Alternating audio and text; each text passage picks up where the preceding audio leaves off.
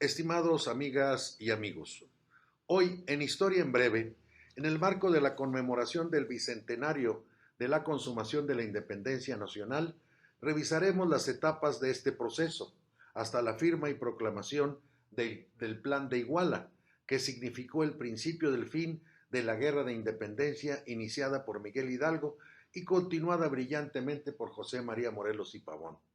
Tras la muerte de Morelos, el movimiento decayó, pero un insurgente en pie de lucha, Vicente Guerrero, le dio vida. Curiosamente, fueron un realista, Agustín de Iturbide, y un insurgente, Vicente Guerrero, quienes lograron pactar la paz y mediante la unión de sus ejércitos combatieron en torno a tres garantías. Asomémonos a este proceso. En la Nueva España, dada la crisis política generada por la invasión francesa y la abdicación del rey, se urdieron conjuras para separarse de España e imponer el imperio en la Nueva España. Estas conjuras fueron acalladas hasta la conjura de Querétaro y la aparición de Miguel Hidalgo, Allende y Aldama. De ahí surgió el llamado a la insurrección mediante el Grito de Dolores, lucha que perduró hasta 1821 con la alianza entre Vicente Guerrero y Agustín de Iturbide, el primero jefe de los insurgentes y el segundo de los realistas. La prolongada guerra de independencia provocó crisis política, económica y social, agudizada por los privilegios otorgados a los habitantes de la Nueva España nacidos en la península. Entre los factores que impulsaron la guerra de independencia podemos contar los externos: el pensamiento de la Ilustración, que fue determinante, la Revolución Francesa, la independencia de las 13 colonias, pero también en forma por demás contundente la invasión de Napoleón a España. Dentro de los internos podríamos señalar el nacionalismo criollo, las reformas borbónicas, el impacto de la crisis política de España y la desigualdad social y la miseria del pueblo.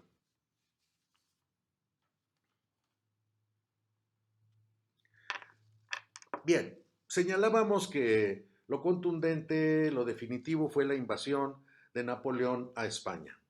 En virtud de que Gran Bretaña alcanzó un poderío marítimo extraordinario, Napoleón se alió a España para realizar un bloqueo a Bretaña. El objetivo consistía en repartir Portugal entre ambos aliados. Para ello, firmaron el Tratado de Fontainebleau, que daba derecho al ejército francés a transitar por España para tomar Portugal. Para colmo de males, el todopoderoso Manuel Godoy de España urdía alianzas con los franceses, lo que generó la Conjura del Escorial, mediante la cual Fernando VII pretendía destituir a Godoy y destronar a su padre, Carlos IV. Sin embargo, no prosperó esta conjura. Así, en marzo de 1808 era evidente la traición de Napoleón, que realizó la invasión a España en forma inmediata. La crisis política se agudizó y surgió el motín de Aranjuez. Godoy fue hecho prisionero y Carlos IV enfermó y renunció al trono, que dejó en manos de Fernando VII. La guerra de independencia, podríamos decir, se realizó en 4 etapas. La primera etapa inició en 1810 y culminó en 1811, es decir, del Grito de Dolores a la captura y fusilamiento de los principales líderes del movimiento independentista. La segunda etapa abarca de 1811 a 1815. La tercera etapa,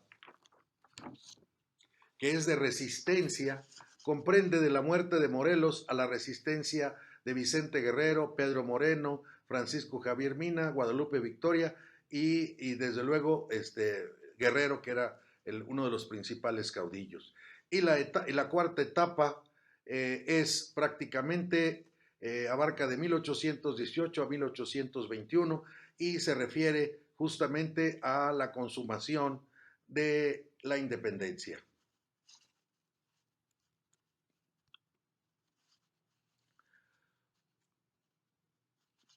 Veamos en detalle estas etapas. La primera etapa de iniciación, como lo señalamos, inicia con el grito de Dolores, luego el trayecto del grupo de insurgentes por todo el país hasta la batalla de Puente de Calderón, en donde se ve diezmado el ejército. Posteriormente tienen que viajar al norte, llegan a Coahuila y aquí son capturados en Acatita de Baján. De ahí llevados a Monclova y posteriormente a Chihuahua, donde fueron fusilados. De tal manera que esta etapa de iniciación culmina en 1811. La segunda etapa abarca de 1811 a 1815. Inicia desde el nombramiento de Ignacio López Rayón como jefe máximo de las fuerzas insurgentes y culmina con el fusilamiento de Morelos. Se caracterizó por una brillante organización, ya que después de Rayón fue asumida la dirigencia por José María Morelos y Pavón. Fue una etapa brillante. Morelos demostró capacidad militar y de estadista. Él impulsó el Congreso de Chilpancingo y promulgaron la Constitución de Apatzingán, ratificando el decreto constitucional para la libertad de la América Mexicana. El antecedente de este Congreso fue la Junta de Zitácuaro, convocada por Ignacio López Rayón entre 1811 y 1813. La tercera etapa de resistencia comprende desde la muerte de Morelos a la resistencia tenaz mediante guerra de guerrillas de Vicente Guerrero, Pedro Moreno, Francisco Javier Mina y Guadalupe Victoria. Sin embargo, permanece en pie de lucha Vicente Guerrero. La cuarta etapa, que es la consumación y comprende de 1818 a 1821. A partir de la muerte de Morelos, el movimiento decayó. Las pequeñas células de insurrección se mantuvieron en secreto. Hacia 1819, Vicente Guerrero dirigía el grupo insurgente más importante. Con el fin de combatirlo, el virrey Apodaca designó a Agustín de Iturbide al mando de la Comandancia del Sur. No obstante, Guerrero e Iturbide pactaron la paz mediante el Plan de Iguala y formaron el Ejército Trigarante. El Plan de Iguala es un documento político proclamado el 24 de febrero de 1821 en Iguala, Guerrero. Fue una declaración de independencia de la entonces Nueva España como un país soberano e independiente. El 24 de agosto lograron la firma de los tratados de Córdoba con el que fuera el último virrey de la Nueva España, Juan O'Donoghue. Posteriormente, entró